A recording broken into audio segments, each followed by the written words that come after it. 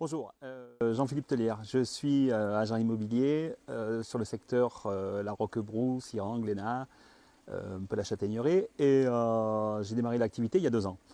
Au jour d'aujourd'hui, je suis sur la place de Glénat et je me trouve devant une maison pour laquelle j'ai eu un client de Paris qui souhaitait venir acheter ce bien pour en faire sa résidence secondaire et voir à l'avenir principal, puisque à la retraite, il avait l'intention de venir vivre dans le Cantal. Au jour d'aujourd'hui, le petit problème que l'on rencontre, c'est qu'on est confronté aux éoliennes, un projet d'éoliennes sur le secteur.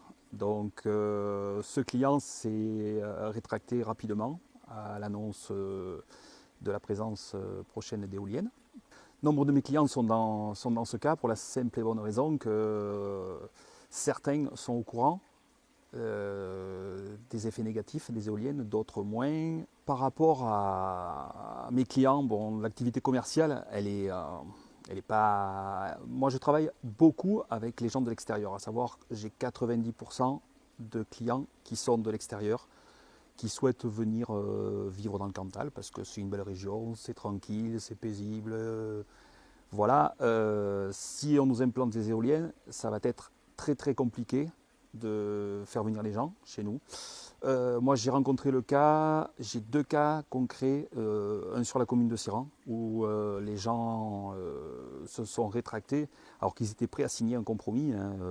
Ils avaient bien avancé déjà avec les artisans locaux pour faire des devis. Ils avaient leur projet qui était bien en place, à savoir un qui avait un projet de gîte.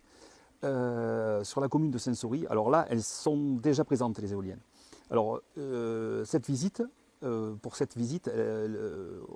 est arrivé en voiture, ils me suivaient, les gens, et à l'entrée du village, je leur ai présenté le bien vu à 400 mètres à peu près.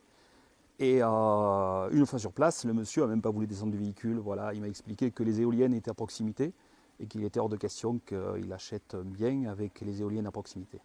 Bon après, alors d'un point de vue financier, alors l'immobilier chez nous n'a pas une valeur énorme. Voilà, il y a des travaux sur pas mal de biens.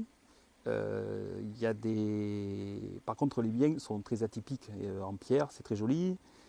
Il faut savoir aujourd'hui que si le projet d'éolienne se concrétise, on aura une perte à peu près de 30%.